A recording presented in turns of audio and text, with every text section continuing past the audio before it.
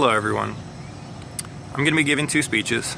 The first directed toward high school seniors, and the second directed toward the parents of high school seniors. And the topic I wanted to address today was what reasons you should really consider in your decision-making process when you're deciding to go to school.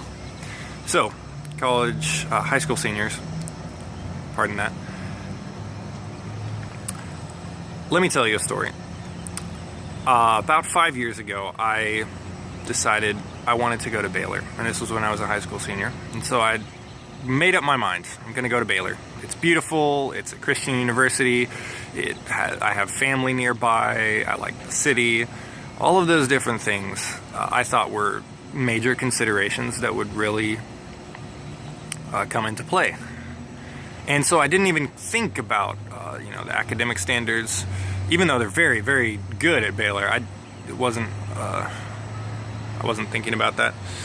I wasn't thinking about the cost, and I wasn't thinking about how far away from home it actually was. And that was a real mistake, because I found that living away from home during college is not exactly what it's hyped up to be. Home life is really, really a lot better. Just having your mother around to cook meals for you, and you don't have to do all the dishes by yourself, and you don't have to clean your entire, living quarters by yourself. It's just, you tend to do a lot of things by yourself when you're in college. And you can get very isolated and secluded if you don't have a very rigorous social calendar. And it can be difficult to establish one. And more importantly, I would say that you really need to consider cost in your decision-making process. Cost wasn't an issue for me at Baylor because I had a good scholarship, but I lost that scholarship.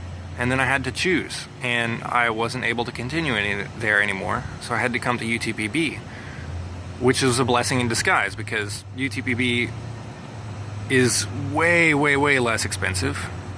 It's right next to home, so I can live with my family, and the drop-off in quality of education is really not considerable. So those are the issues you really should be considering when choosing university.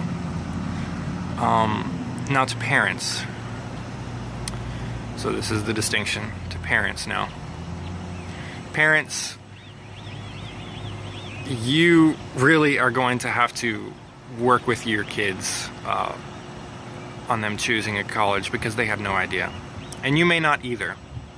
And that may not be in your registration at all. It wasn't in either of my parents. Their parents had no clue about college. And